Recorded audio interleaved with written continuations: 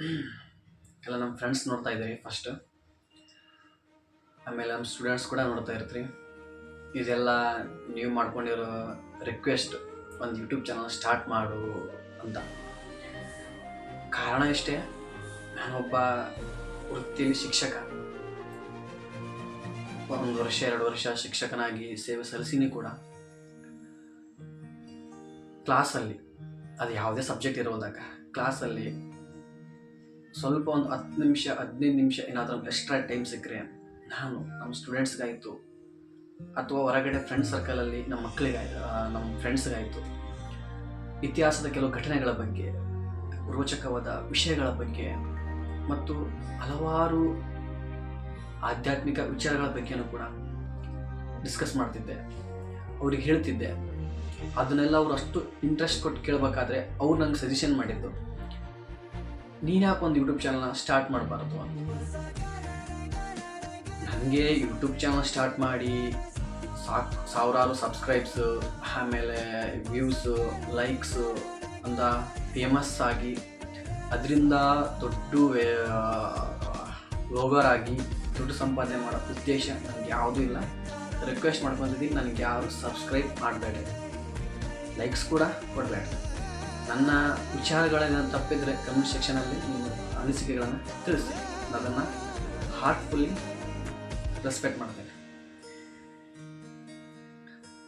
ಇನ್ನೊಂದು, ಬಡವ್ರ ಮಕ್ಕಳು ಬೆಳಿಬೇಕು, ಆಮೇಲೆ ರೈತರ ಮಕ್ಕಳು ಬೆಳಿಬೇಕು, ಅವೆಲ್ಲ ನಮ್ಗೆ ಬೇಡ.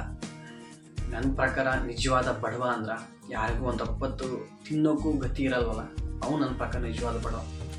ಅಂಥ ವ್ಯವಸ್ಥೆಯಲ್ಲಿ ನಾವಂತೂ ಇಲ್ಲ ಯಾರು. ಇವಾಗ 3 ಊಟ ಹೆಂಗೋ ಮಾಡ್ತಾ ಇದ್ವಿ. ಹಳ್ಳಿಲಿದ್ದವನು, ಇವಾಗ ಇಷ್ಟು ವರ್ಷ ಹಳ್ಳಿಲಿದ್ದವನು ಈ ಬೆಂಗಳೂರು ಲೈಫಿಗೆ ಬಂದೀನಿ. ಬೆಂಗಳೂರು ಅಂತ ಒಂದು ದೊಡ್ಡ ಸಾಮ್ರಾಜ್ಯ, ಇದನ್ನೇ ಒಂದು ದೊಡ್ಡ ಸಾಮ್ರಾಜ್ಯ. ಈ ಸಾಮ್ರಾಜ್ಯಕ್ಕೆ ಬಂದೀನಿ. ಚೆನ್ನಾಗಿರೋ ಕೆಲಸ ಸಿಕ್ಕದ, ಕೆಲಸ ಮಾಡಕತ್ತೀನಿ. ಇನ್ನು ಸಾಕು, ಬರ್ರಿ ಇವತ್ತೊಂದು ರೋಚಕವಾದ ಘಟನೆ ಬಗ್ಗೆ ತಿಳಿಯಂಬ್ರಿ.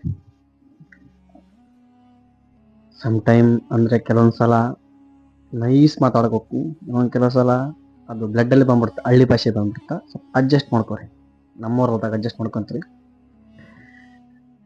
ನೋಡಿ, ಇವತ್ತು ನಾನು ಹೇಳ್ಬೇಕಾಗಿರೋ ವಿಷಯ ಏನಪ್ಪ ಅಂದರೆ, ನಾ ಹೊರಟಿರೋ ರೋಚಕವಾದ ಘಟನೆ ಯಾವುದಪ್ಪ ಅಂದರೆ, ಅದುವೇ ನಮ್ಮ ವಿಜಯನಗರ ಸಾಮ್ರಾಜ್ಯದ ಅವನತಿಗೆ ಕಾರಣವಾದಂಥ ಅತಿ ದೊಡ್ಡ ಘನಘೋರವಾದ ರೋಚಕವಾದ ಯುದ್ಧ ತಾಳಿಕೋಟೆ ಕದನ.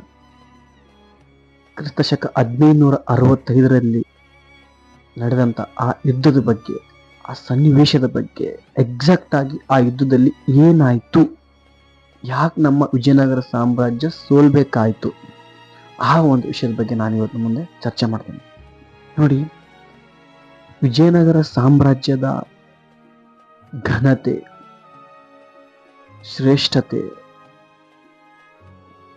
ಪ್ರಾಮುಖ್ಯತೆ, ಪ್ರಖ್ಯಾತಿತೆ, ಪ್ರಸಿದ್ಧತೆ ಎಲ್ಲಾನು ಕೂಡ ಇಡೀ ಜಗತ್ತಿನಲ್ಲಿ ಯಾವ ಸಾಮ್ರಾಜ್ಯಕ್ಕೂ ಸಿಕ್ಕಿಲ್ಲ. ಯಾವ ಸಾಮ್ರಾಜ್ಯನೂ ಕೂಡ ವಿಜಯನಗರ ಸಾಮ್ರಾಜ್ಯದಂತಿರಲು ಸಾಧ್ಯನೂ ಇಲ್ಲ. ಅಂಥ ವೈಭವದಿಂದ ಮೆರೆದಂಥ ಸರ್ವಶ್ರೇಷ್ಠ ಸಾಮ್ರಾಜ್ಯ ನಮ್ಮ ಕನ್ನಡ ನಾಡಿನ, ನಮ್ಮ ಕರ್ನಾಟಕದ ವಿಜಯನಗರ ಸಾಮ್ರಾಜ್ಯ. ಆ ಒಂದು ಸಾಮ್ರಾಜ್ಯದ ಅವನತಿ ಆಯ್ತಲ್ಲ, ಅಷ್ಟೊಂದು ಲಕ್ಷಾಂತರ ಸೈನ್ಯ ವ್ಯವಸ್ಥೆ ಇದ್ದು ಯಾಕೆ ನಮ್ಮ ವಿಜಯನಗರ ಸಾಮ್ರಾಜ್ಯ ಸೋಲ್ಬೇಕಾಯ್ತು ಅನ್ನೋದ್ರ ಬಗ್ಗೆ ತಿಳ್ಕೋಬೇಕಲ್ಲ. ಎಕ್ಸಾಕ್ಟ್ ಆಗಿ ಆ ಯುದ್ಧ ಹೇಗಾಯ್ತು ಅನ್ನೋದ್ರ ಬಗ್ಗೆ ತಿಳ್ಕೋಬೇಕಲ್ಲ. ನೋಡಿ, 1565 ಜನವರಿ 23ಕ್ಕೆ ಈ ತಾಳಿಕೋಟೆ ಕದನ, ನಾವೇ ರಕ್ಕಸ ತಂಗಡಿಗೆ ಯುದ್ಧ ಅಂತೀವಲ್ಲ, ಆ ಯುದ್ಧ ಪ್ರಾರಂಭ ಆಗುತ್ತೆ. ಈ ಕಡೆ ನಮ್ಮ ಸಾಮ್ರಾಜ್ಯ, ನಮ್ಮ ಹೆಮ್ಮೆಯ ಸಾಮ್ರಾಜ್ಯ ವಿಜಯನಗರ ಸಾಮ್ರಾಜ್ಯದ ಆ ಕಾಲದ ರಾಜ ಯಾರಾಗಿರುತ್ತೆ ಅಂದ್ರೆ, ಆ ಸಮಯದಲ್ಲಿ ಅವರು ಬೇರೆ ಯಾರು ಅಲ್ಲ, ಅವರೇ ಅಳಿಯ ರಾಮರಾಯ. ಅವರ ಒಂದು ನಾಯಕತ್ವದಲ್ಲಿ 10 ಲಕ್ಷಕ್ಕೂ ಇತಿಹಾಸ ತಜ್ಞರು ಹೇಳೋ ಪ್ರಕಾರ ನಮ್ಮ ವಿಜಯನಗರ ಸಾಮ್ರಾಜ್ಯ ಸೈನಿಕರ ಸಂಖ್ಯೆ 10 ಲಕ್ಷಕ್ಕೂ ಹೆಚ್ಚಾಗಿತ್ತಂತ ಕೆಲವು ಕಡೆ ಹೇಳ್ತಾರೆ. ಆ ಲಕ್ಷಾಂತರ ಸೈನಿಕರು ತಗೊಂಡು ವಿಜಯನಗರ ಸಾಮ್ರಾಜ್ಯದ ದೊರೆ ಅಳಿಯ ರಾಮರಾಯ ಯುದ್ಧದ ಕಡೆಗೆ ಬರ್ತಾರೆ. ಎಲ್ಲಿ? ರಕ್ಕಸಗಿ ತಂಗಡಿಗೆ. ನಮ್ಮ ಉತ್ತರ ಕರ್ನಾಟಕದ ಈ ಕೃಷ್ಣಾ ನದಿ ದಡದಲ್ಲಿ ಬರ್ತಾವೆ 2 ಊರುಗಳು. ಆ ಎರಡು ಊರುಗಳ ಮಧ್ಯೆ ಒಂದು ಕೋಳೂರು ಅನ್ನೋ ಗ್ರಾಮ ಬರುತ್ತೆ.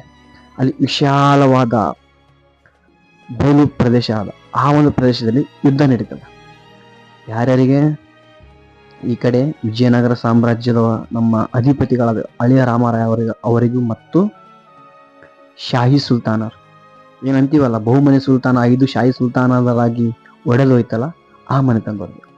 ಅವ್ರು ಯಾರಪ್ಪ ಅಂದ್ರೆ ಅಹಮದ್ ನಗರದ ನಿಜಾಮ್ ಶಾಹಿ, ಗೋಲ್ಕೊಂಡದ ಕುತುಬ್ ಶಾಹಿ, ಬಿಜಾಪುರದ ಆದಿಲ್ ಶಾಹಿ ಮತ್ತು ಬೀದರ್ನ ಬೈಲ್ ಶಾಹಿ. ಇನ್ನೊಬ್ಬರು ಶಾಹಿ ಮನೆತಂದ್ರು ಬರಲ್ಲ. ಈ 4 ಶಾಹಿ ಮನೆತಂದ್ರು ಅವರವರಲ್ಲಿ ಸಾಕಷ್ಟು ಕಚ್ಚಾಟ, ಜಗಳ, ಯುದ್ಧಗಳು ನಡೀತಾ ಇರುತ್ತೆ. ಆದ್ರೆ ಅವರೆಲ್ಲರೂ ಒಗ್ಗಟ್ಟಾಗಿ ಹೇಗಾದ್ರೂ ಮಾಡಿ ನಮ್ಮ ವಿಜಯನಗರ ಸಾಮ್ರಾಜ್ಯವನ್ನ ಸೋಲಿಸಲೇಬೇಕು, ಆ ಸೈನ್ಯನ ಸೋಲಿಸಲೇಬೇಕಂತ ಪಣ ತೊಟ್ಟು ಒಗ್ಗಟ್ಟಾಗಿ ಅವರು ಕೂಡ ಯುದ್ಧಕ್ಕೆ ರೆಡಿಯಾಗಿ ಬರ್ತಾರೆ. ಇವರಿಬ್ಬರ ಮಧ್ಯೆ ವಿಜಯನಗರ ಸಾಮ್ರಾಜ್ಯ ಮತ್ತು ಶಾಹಿ ಸುಲ್ತಾನರ ಬಗ್ಗೆ ಎಂತ ಘನಘೋರವಾದ ಯುದ್ಧ ನಡೀತಪ್ಪ ಅಂದ್ರೆ, ನನಗೆ ವೈಯಕ್ತಿಕವಾಗಿ ಅನಿಸಿದ್ದೇನೆಂದ್ರೆ, ನಮ್ಮ ಭಾರತ ಇತಿಹಾಸದಲ್ಲಿ 2 ಅತ್ಯಂತ ಘನಘೋರವಾದ ಯುದ್ಧಗಳು ನಡೀತಾವ. ಒಂದು ಮೌರ್ಯರ ಕಾಲದಲ್ಲಿ ಅಶೋಕ ರಾಜ ಮಾಡಿದಂತಹ ಕಳಿಂಗ ಯುದ್ಧ, ಬಿಟ್ರೆ ಈ ತಾಳಿಕೋಟೆ ಕದನ ಅಂದ್ರೆ ರಕ್ಕಸ ತಂಗಡಿಗೆ ಯುದ್ಧ. ಈ ಯುದ್ಧ ಸುಮಾರು 28 ದಿನಗಳವರೆಗೆ ನಡೀತದೆ. ಅಂದ್ರೆ ಯೋಚನೆ ಮಾಡಿ ನೀವು, 28 ದಿನಗಳವರೆಗೂ ಕೂಡ ಯುದ್ಧ ನಡೀತಂದ್ರೆ ಅಂದ್ರೆ ಎಷ್ಟು ಜನ ಸೈನಿಕರು ಹೋರಾಡಿರ್ಬೇಕು. ದಿನಾನು ಲಕ್ಷಾಂತರ ಸಾವಿರಾರು ಸೈನಿಕರು ಸಾಯ್ತಾ ಇರ್ತಾರೆ, ಮತ್ತೆ ಬೇರೆಯವರು ಓಡಾಡ್ತಾ ಇರ್ತಾರೆ.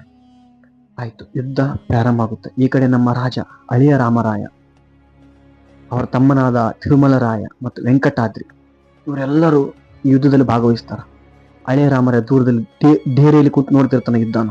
ಈ ಕಡೆ ಶಾಹಿ ಸುಲ್ತಾನರು, ಬರೀದ್ ಶಾಹಿಗಳು, ಕುತುಬ್ ಶಾಹಿಗಳು, ನಿಜಾಮ್ ಶಾಹಿಗಳು, ಆದಿಲ್ ಶಾಹಿಗಳು ಇವರು ಕೂಡ ತಮ್ಮ ಡೇರೆಯಲ್ಲಿ ಕುಂತು ಯುದ್ಧ ನೋಡ್ತಿರ್ತಾರ. ಅವ್ರ ಕಡೆ ಲಕ್ಷಾಂತರ ಸೈನಿಕರು, ಇವ್ರ ಕಡೆ ಲಕ್ಷಾಂತರ ಸೈನಿಕರು. ಯುದ್ಧ ಪ್ರಾರಂಭವಾಗಿ ಸುಮಾರು 28 ದಿನ ಅಂತ ಹೇಳಿದ್ನಲ್ಲ, ಅದರಲ್ಲಿ ಪ್ರಾರಂಭದಲ್ಲಿ ಮೊದಲ 2 ದಿನ ಯುದ್ಧದ ಕಾವಿಗಿತ್ತಂದ್ರೆ ಬರೀ ಧೂಳಿನಿಂದ ಕೂಡಿತ್ತಂತೆ. ಅಂದ್ರೆ ಆ ಸೈನಿಕರೆಲ್ಲ ಅಲ್ಲಿ ಬಂದು ಬಿಡಾರ ಹಾಕಿದಾಗ ಅಲ್ಲಿ ಆ ಒಂದು ಬಯಲು ಪ್ರದೇಶದಲ್ಲಿ ಉಂಟಾಗುತ್ತಲ್ಲ ಧೂಳು, ಆ ಧೂಳೆಲ್ಲ ಕ್ಲಿಯರ್ ಆಗಿ ಒಬ್ಬರೊಬ್ರು ಮುಖ ಸ್ಪಷ್ಟ ಕಾಣಕ ಪ್ರಾರಂಭವಾಗಿದ್ದೆ 2 ದಿನ ಆದ್ಮೇಲೆ ಅಂತ. ಅಂದ್ರೆ ಯೋಚನೆ ಮಾಡಿ ಆ ಯುದ್ಧದಷ್ಟು ಸೈನಿಕರು ಭಾಗವಹಿಸಿದ್ರು ಅಂತ. ಆಯ್ತು, ಯುದ್ಧ ಪ್ರಾರಂಭ ಆಗ್ತದೆ. ಇವರು ಪ್ರಬಲವಾದ ವಿಜಯನಗರ ಸಾಮ್ರಾಜ್ಯ ಪ್ರಬಲವಾದ ದಾಳಿ ಇವ್ರ ಮೇಲೆ ಮಾಡ್ತಾರೆ. ಇವ್ರು ಅದಕ್ಕೆ ಪ್ರತಿ ದಾಳಿ ಇವರು ಮಾಡ್ತಾರೆ. ಒಂದ್ಸಲ ಇವ್ರ ಮೇಲ್ಗೈ, ವಿಜಯನಗರ ಸಾಮ್ರಾಜ್ಯದ ಮೇಲ್ಗೈ ಆಗೋದು, ಒಂದ್ಸಲ ಇವ್ರ ಮೇಲ್ಗೈ ಆಗೋದು.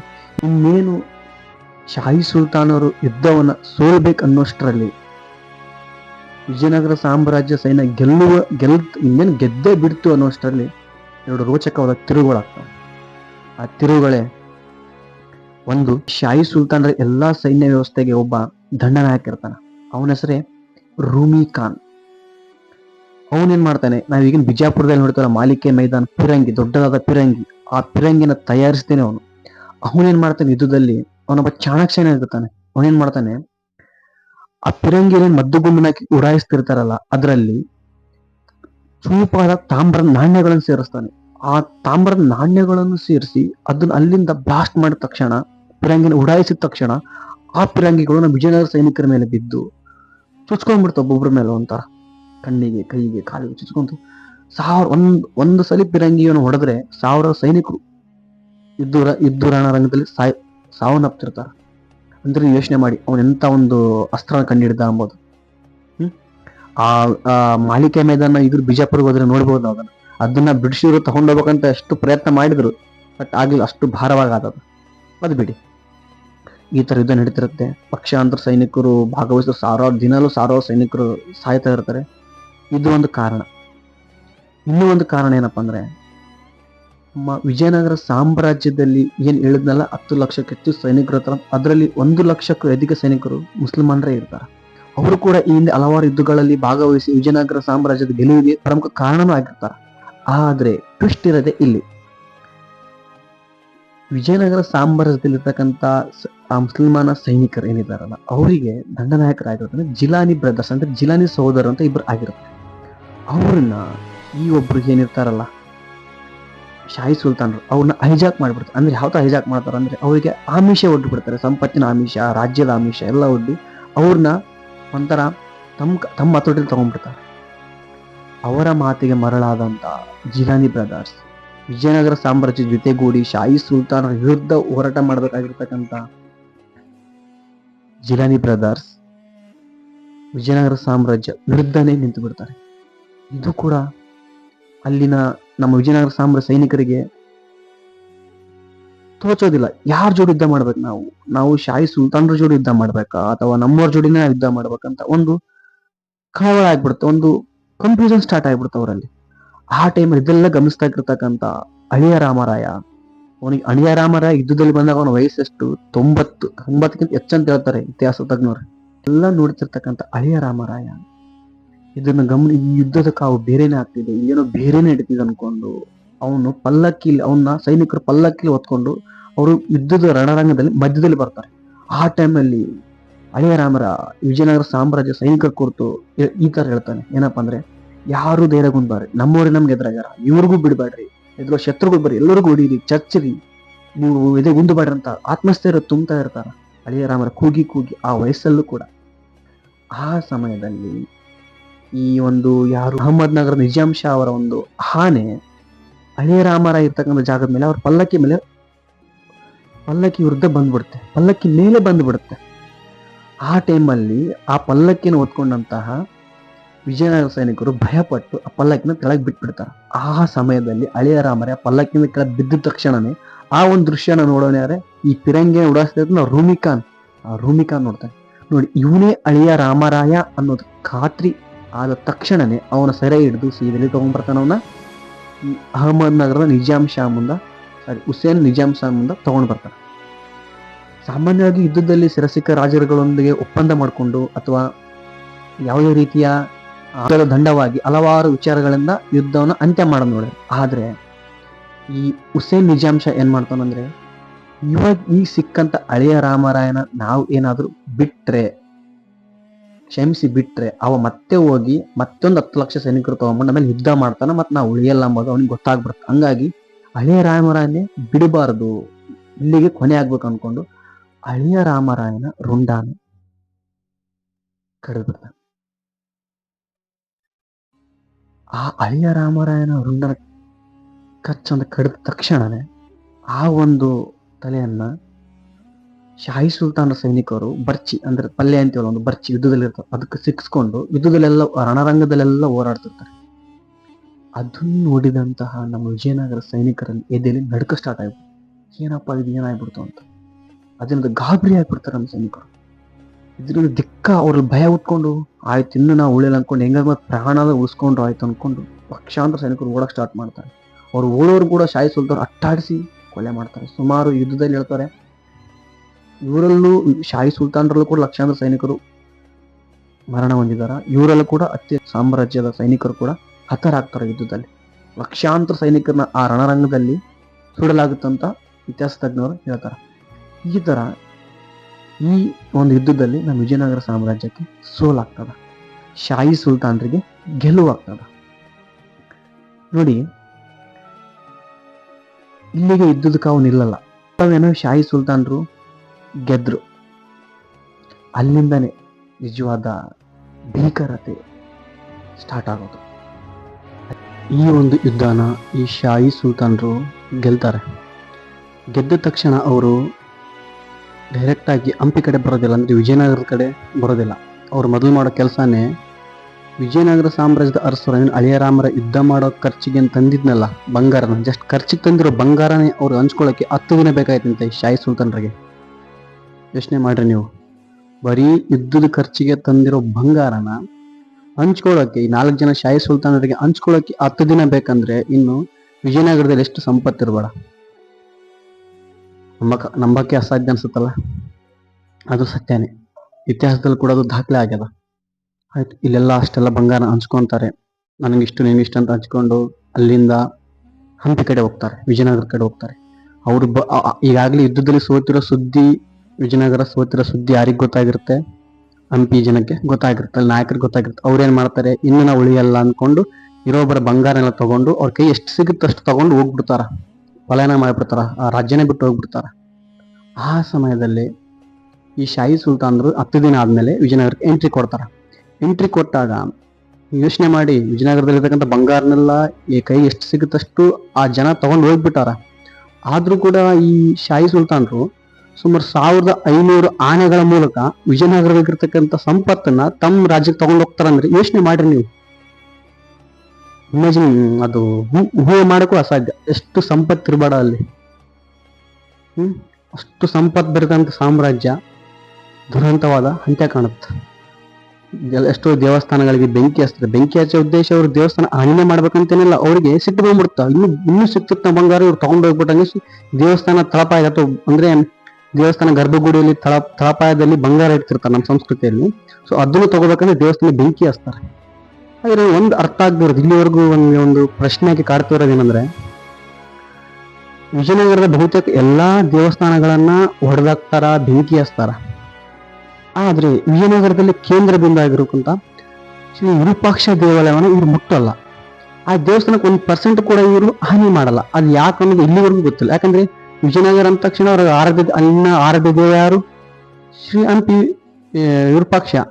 ವಿರೂಪಾಕ್ಷ ದೇವಾಲಯ ಒಂದು ಚೂರು ಕೂಡ ಹಾನಿ ಮಾಡಲ್ಲ. ಅದು ಇಲ್ಲಿವರೆಗೂ ಯಕ್ಷ ಪ್ರಶ್ನೆಯಾಗಿ ಉಳಿದದ. ಅದ್ರ ಬಗ್ಗೆ ಇನ್ನು ನಮ್ಮ ಇತಿಹಾಸ ತಜ್ಞರು ನಿಖರವಾದ ಕಾರಣ ಇನ್ನೂ ಹೋಗೋದಕ್ಕೆ ಕೊಟ್ಟಿಲ್ಲ, ಸ್ಪಷ್ಟವಾದ ಕಾರಣ ನೀಡಿಲ್ಲ ಅದು ಯಾಕಂತ. ಸೊ ಈ ಶಾಹಿ ಸುಲ್ತಾನರು ವಿಜಯನಗರ ನುಗ್ಗುತ್ತಾರೆ, ಇರೋವರ ಬಂಗಾರನ ತಗೊಂತಾರೆ, ಆಯ್ತು. ಸುಮಾರು 1500 ಆನೆಗಳ ಮುಖಾಂತರ ಬಂಗಾರ ತಮ್ಮ ರಾಜ್ಯಗಳಿಗೆ ಸಾಗಿಸ್ತಾರ. ಅಲ್ಲಿಗೆ ನಮ್ಮ ಹಂಪಿ ಹಾಳು ಹಂಪಿ ಆಗಿ ಹೋಗ್ಬಿಡ್ತವೆ. ಸೊ ಈ ತರ ನಮ್ಮ ವಿಜಯನಗರ ಸಾಮ್ರಾಜ್ಯದ ಒಂದು 1565ರ ದಾಳಿ ಮುಕ್ತಾಯ ಆಗಿ ನಮ್ಮ ವಿಜಯನಗರ ಸಾಮ್ರಾಜ್ಯ ಅಂತ್ಯ ಆಗ್ತದೆ. ಇಲ್ಲಿವರೆಗಿನ ಏನೆಲ್ಲ ಇತಿಹಾಸದ ಈ ಒಂದು ಘಟನೆ ಬಗ್ಗೆ ಹೇಳಿದೆ, ಇದರಲ್ಲಿ ಯಾವ್ದಾದ್ರು ತಪ್ಪುಗಳಿದ್ರೆ, ಏನಾದ್ರು ಕರೆಕ್ಷನ್ಸ್ ಇದ್ರೆ ದಯವಿಟ್ಟು ಅದು ನಂಗೆ ತಿಳಿಸಿ, ನಾನು ಸರಿ ಮಾಡ್ಕೊಂತೀನಿ. ಯಾಕಂದ್ರೆ ತಪ್ಪು ಮಾಹಿತಿ ಹೋಗೋದು ಬೇಡ. ನನಗೆ ಎಷ್ಟು ಗೊತ್ತು, ನನ್ನ ಜ್ಞಾನಕ್ಕೆ ಎಷ್ಟು ಗೊತ್ತು, ನಾನು ಎಷ್ಟು ತಿಳ್ಕೊಂಡಿನಿ ಅದನ್ನ ನಾನು ನಿಮ್ಮ ಮುಂದೆ ಹೇಳಿದ್ದೀನಿ. ಸೊ ಇನ್ನು ಇದನ್ನ ಹ್ಯಾಡ್ ಮಾಡೋದಿದ್ರೆ ಅಥವಾ ಏನಾದ್ರು ತಪ್ಪಾಗಿ ಹೇಳಿದ್ರೆ ದಯವಿಟ್ಟು ಅದನ್ನ ನನಗೆ ನೀವು ಹೇಳ್ಬೋದು. ಅದೇ ತರ ನಾನಂತರೂ ಇಲ್ಲಿ ಪರಿಪೂರ್ಣ ಅಲ್ಲ. ನಾನಂತರ ಜಗತ್ತಲ್ಲಿ ಯಾರು ಪರಿಪೂರ್ಣ ಅಲ್ಲ, ಬಟ್ ಅದ್ರಲ್ಲಿ ನಾನಂತರೂ ಪರಿಪೂರ್ಣ ಅಲ್ವೇ ಅಲ್ಲ. ನನಗೆ ಗೊತ್ತಿರೋ ಅಲ್ಪ ಸ್ವಲ್ಪ ಜ್ಞಾನದ ಬಗ್ಗೆ, ಜ್ಞಾನಕ್ಕಿಂತ ತಿಳ್ಕೊಂಡು ಸ್ವಲ್ಪ ಮಾಹಿತಿನ ಏನೋ ನಮ್ಮ ಮಕ್ಕಳು ಕೇಳ್ಕೊಂಡವ್ರೆ, ನಮ್ಮ ಫ್ರೆಂಡ್ಸ್ ಕೇಳ್ಕೊಂಡವ್ರೆ ಅಂತ ಈ ಮುಖಾಂತರ, ವಿಡಿಯೋ ಮುಖಾಂತರ ಮಾಡಕತ್ತೀನಿ. ಓಕೆ, ಇಲ್ಲಿವರೆಗೂ ಈ ವಿಜಯನಗರದ ಯುದ್ಧದ ಬಗ್ಗೆ ನೋಡ್ಕೊಂಡ್ವಿ. ಮುಂದಿನ ವಿಡಿಯೋದಲ್ಲಿ ಇದು ಇಂಥದ್ದೇ ಆದ ಒಂದು ರೋಚಕವಾದ ಘಟನೆ, ಬೇರೆ ಸಾಮ್ರಾಜ್ಯದ ಘಟನೆ ಬಗ್ಗೆ ನಿಮ್ಮ ಮುಂದೆ ಬರ್ತೀನಿ. ಹೋಗೋಕೆ ಮುಂಚೆ ಮಾತು, ಯಾವತ್ತೂ ನಾವು ಬೆಳೆದು ಬಂದು ಹಾದಿ ಮರಿಬಾರ್ದು. ನಾವು ಕಷ್ಟದಾಗಿದ್ದ ನಮ್ಮ ಕೈ ಹಿಡಿದವ್ರನ್ನ ಮರಿಬಾರ್ದು. ನಾವು ಏನೂ ಇಲ್ಲದೆ ಇದ್ದಾಗ ನಮ್ಗೆ ಎಲ್ಲಾನು ಆದವ್ರನ್ನ ಕೂಡ ಯಾವತ್ತೂ ಮರಿಬಾರ್ದು. ಅಷ್ಟೇ. ಓಕೆ, ಬಾಯ್. ಅದೇ ಭೂಮಿ ಅದೇ ಬಾನು ಇನಯನಾನು ತನ,